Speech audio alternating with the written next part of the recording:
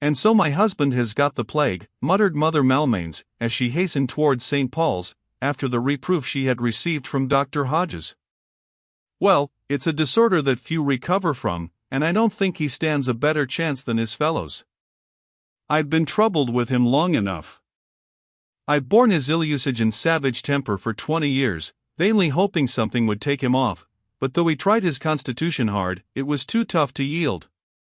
However, he's likely to go now. If I find him better than I expect, I can easily make all sure.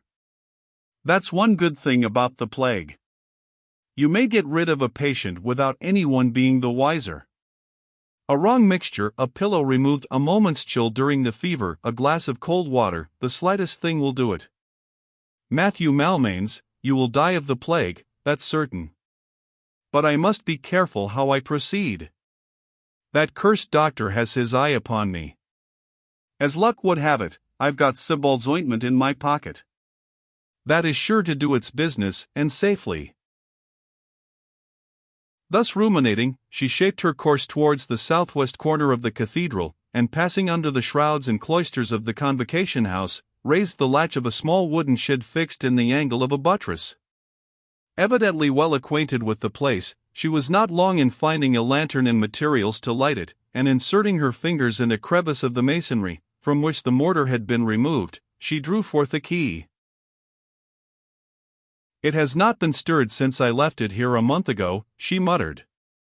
"I must take care of this key, for if Matthew should die, I may not be able to enter the vaults of St. Faith's without it, and as I know all their secret places and passages, which nobody else does, except my husband, I can make them a storehouse for the plunder I may obtain during the pestilence.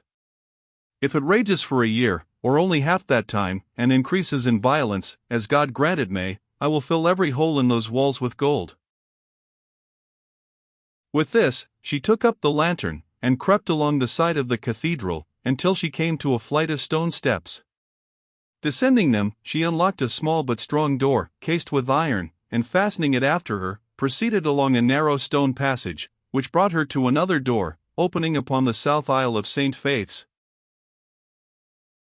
Pausing for a moment to listen whether anyone was within the sacred structure, for such was the dead and awful silence of the place, that the slightest whisper or footfall, even at its farthest extremity, could be distinguished, she crossed to the other side, glancing fearfully around her as she threaded the ranks of pillars, whose heavy and embrowned shafts her lantern feebly illumined, and entering a recess, took a small stone out of the wall, and deposited the chief part of the contents of her pocket behind it, after which she carefully replaced the stone.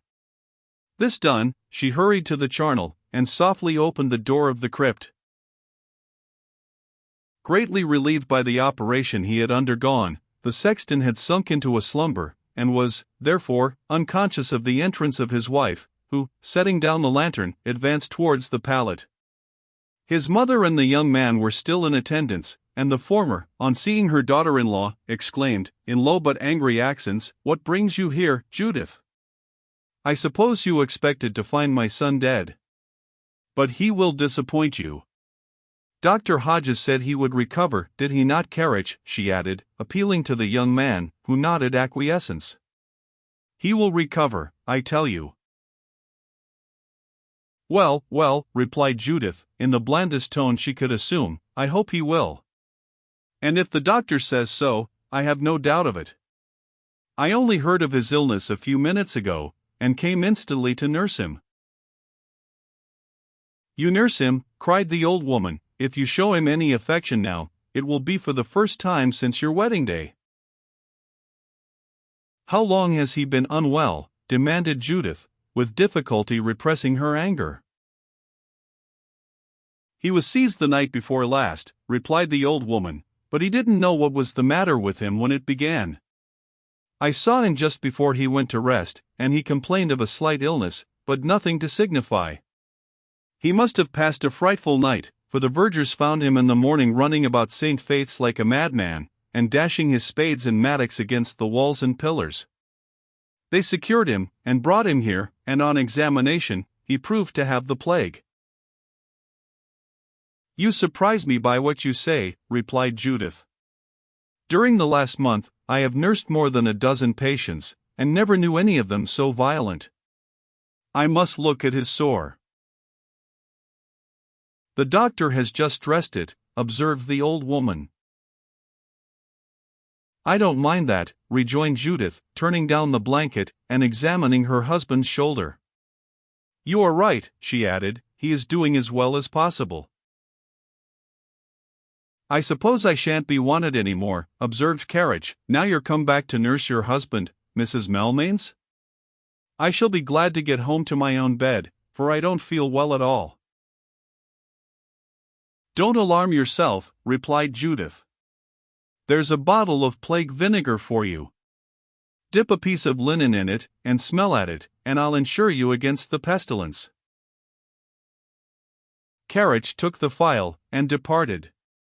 But the remedy was of little avail. Before daybreak, he was seized with the distemper, and died 2 days afterwards. I hope poor Carriage hasn't got the plague, said the old woman, in a tremulous tone. I am afraid he has, replied the daughter-in-law, but I didn't like to alarm him. Mercy on us, cried the other, getting up. What a dreadful scourge it is. You would say so, if you had seen whole families swept off by it, as I have, replied Judith.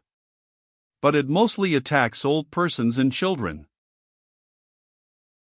Lord help us, cried the crone, I hope it will spare me. I thought my age secured me. Quite the reverse, replied Judith, desirous of exciting her mother-in-law's terrors, quite the reverse. You must take care of yourself. But you don't think I'm ill, do you? Asked the other, anxiously. Sit down, and let me look at you, returned Judith. And the old woman tremblingly obeyed. Well, what do you think of me, what's the matter? She asked, as her daughter-in-law eyed her for some minutes in silence. What's the matter, I say? But Judith remained silent. I insist upon knowing, continued the old woman. Are you able to bear the truth? Returned her daughter-in-law. You need say no more, groaned the old woman. I know what the truth must be, and will try to bear it. I will get home as fast as I can, and put my few affairs in order, so that if I am carried off, I may not go unprepared. You had better do so, replied her daughter-in-law. You will take care of my poor son, Judith, rejoined the old woman, shedding a flood of tears. I would stay with him, if I thought I could do him any good, but if I really am infected, I might only be in the way. Don't neglect him as you hope for mercy hereafter, do not.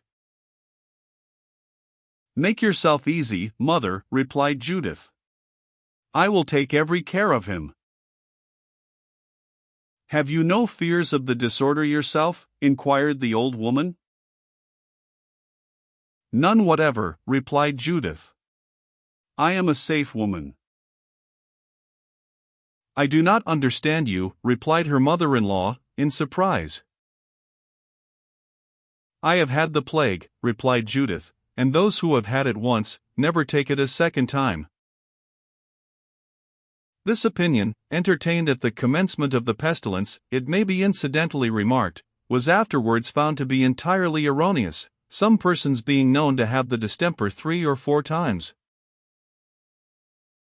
You never let us know you were ill, said the old woman. I could not do so, replied Judith, and I don't know that I should have done if I could. I was nursing 2 sisters at a small house in Clerkenwell Close, and they both died in the night time, within a few hours of each other. The next day, as I was preparing to leave the house, I was seized myself, and had scarcely strength to creep upstairs to bed. An old apothecary, named Sibbald, who had brought drugs to the house, attended me, and saved my life. In less than a week, I was well again, and able to move about, and should have returned home, but the apothecary told me, as I had had the distemper once, I might resume my occupation with safety. I did so, and have found plenty of employment. No doubt, rejoined the old woman, and you will find plenty more. "I hope so," replied the other. "Oh, do not give utterance to such a dreadful wish, Judith," rejoined her mother-in-law. "Do not let cupidity steal your heart to every better feeling." A slight derisive smile passed over the harsh features of the plague nurse. "You heed me not," pursued the old woman. "But a time will come when you will recollect my words." "I am content to wait till then," rejoined Judith. "Heaven grant you a better frame of mind," exclaimed the old woman. "I must take one last look of my son, for it is not likely I shall see him again." "Not in this world," thought Judith. "I conjure you, by all that is sacred, not to neglect him," said the old woman. "I have already promised to do so," replied Judith impatiently. "Good night, mother." "It will be a long good night to me, I fear," returned the dame. "Dr. Hodges promised to send some blankets and medicine for poor Matthew. The doctor is a charitable man to the poor, and if he learns I am sick, he may, perhaps, call and give me advice." "I am sure he will," replied Judith. "Should the man bring the blankets, I will tell him to acquaint his master with your condition. And now take this lantern, mother, and get home as fast as you can." So saying, she almost pushed her out of the vault, and closed the door after her. "At last I am rid of her," she muttered. "She would have been a spy over me. I hope I have frightened her into the plague. But if she dies of fear, it will answer my purpose as well. And now for my husband." Taking up the lamp, and shading it with her hand, she gazed at his ghastly countenance. "He slumbers tranquilly," she muttered, after contemplating him for some time, adding with a chuckling laugh, "It would be a pity to waken him." And seating herself on a stool near the pallet, she turned over in her mind in what way she could best execute her diabolical purpose. While she was thus occupied, the messenger from Dr. Hodges arrived with a bundle of blankets and several phials and pots of ointment. The man offered to place the blankets on the pallet, but Judith would not let him. "I can do it better myself, and without disturbing the poor sufferer," she said. "Give my dutiful thanks to your master. Tell him my husband's mother, old widow Malmains, fancies herself attacked by the plague, and if he will be kind enough to visit her, she lodges in the upper attic of a baker's house, at the sign of the Wheatsheaf, in Little Distaff Lane, hard by. I will not fail to deliver your message to the doctor," replied the man, as he took his departure. Left alone with her husband a second time, Judith waited till she thought the man had got out of the cathedral, and then rising and taking the lamp, she repaired to the charnel, to make sure it was untenanted. Not content with this, she stole out into St. Faith's, and gazing round as far as the feeble light of her lamp would permit, called out in a tone that even startled herself, "Is anyone lurking there?" But receiving no other answer than was afforded by the deep echoes of the place, she returned to the vault. Just as she reached the door, a loud cry burst upon her ear, and rushing forward, she found that her husband had wakened. "Ah!" roared Malmains, raising himself in bed, as he perceived her, "are you come back again, you she-devil? Where is my mother? Where is Carrick? What have you done with them?" "They have both got the plague," replied his wife. "They caught it from you. But never mind them. I will watch over you as long as you live." "And that will be for years, you accursed jade," replied the sexton. "Dr. Hodges says I shall recover." "You have got worse since he left you," replied Judith. "Lie down, and let me throw these blankets over you." "Off!" cried the sick man, furiously. "You shall not approach me. You want to smother me." "I want to cure you," replied his wife, heaping the blankets upon the pallet. "The doctor has sent some ointment for your sore." Then let him apply it himself, cried Malmains, shaking his fist at her. You shall not touch me. I will strangle you if you come near me. Matthew, replied his wife, I have had the plague myself, and know how to treat it better than any doctor in London. I will cure you, if you will let me. I have no faith in you, replied Malmains, but I suppose I must submit. Take heed what you do to me, for if I have but 5 minutes to live, it will be long enough to revenge myself upon you. I will anoint your sore with this salve, rejoined Judith, producing a pot of dark-colored ointment, and rubbing his shoulder with it. It was given me by Sybald, the apothecary of Clerkenwell. He is a friend of Chowles, the coffin-maker. You know Chowles, Matthew? I know him for as great a rascal as ever breathed, replied her husband, gruffly. He has always cheated me out of my dues, and his coffins are the worst I ever put underground. He is making his fortune now, said Judith. By the plague, replied Matthew. I don't envy him. Money so gained won't stick to him. He will never prosper. I wish you had his money, Matthew, replied his wife, in a coaxing tone. If the plague hadn't attacked me when it did, I should have been richer than Chowles will ever be, replied the sexton. Nay, I am richer as it is. You surprise me, replied Judith, suddenly pausing in her task. How have you obtained your wealth? I have discovered a treasure, replied the sexton, with a mocking laugh, a secret hoard, a chest of gold, ha! Ha! Where, demanded his wife, eagerly. That's a secret, replied Matthew. I must have it from him before he dies, thought his wife. Had we better not secure it without delay, she added, aloud. Some other person may find it.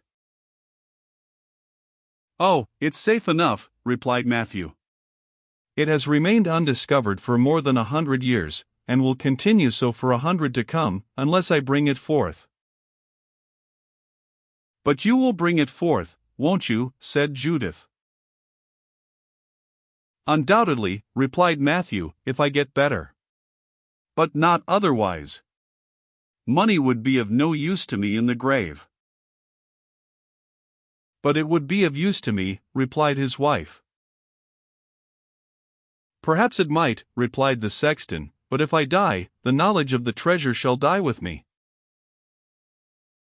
He is deceiving me, thought Judith, beginning to rub his shoulder afresh. I suspect you have played me false, you jade, cried Malmains, writhing with pain. The stuff you have applied burns like caustic, and eats into my flesh.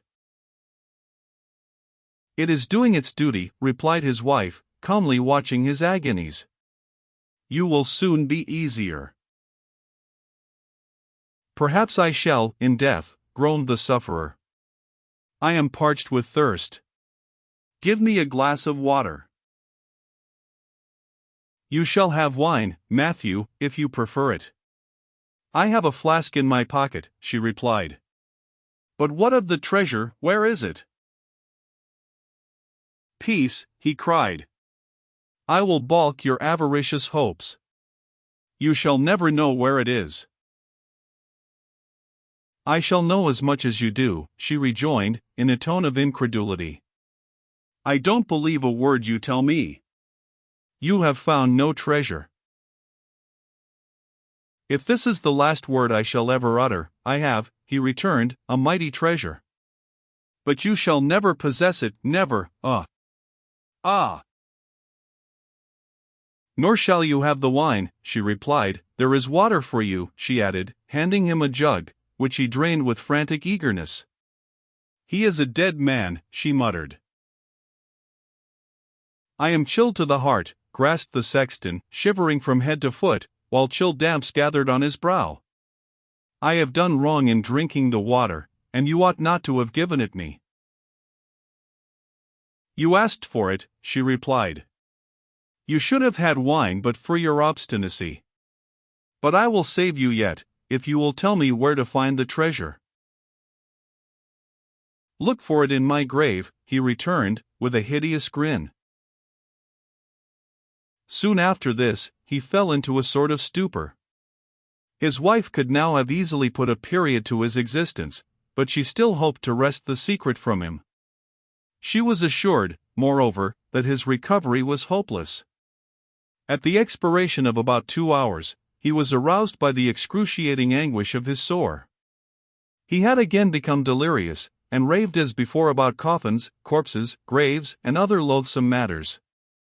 Seeing, from his altered looks and the livid and gangrenous appearance which the tumor had assumed, that his end was not far off, Judith resolved not to lose a moment, but to try the effect of a sudden surprise. Accordingly, she bent down her head, and shouted in his ear, "What has become of your treasure, Matthew?"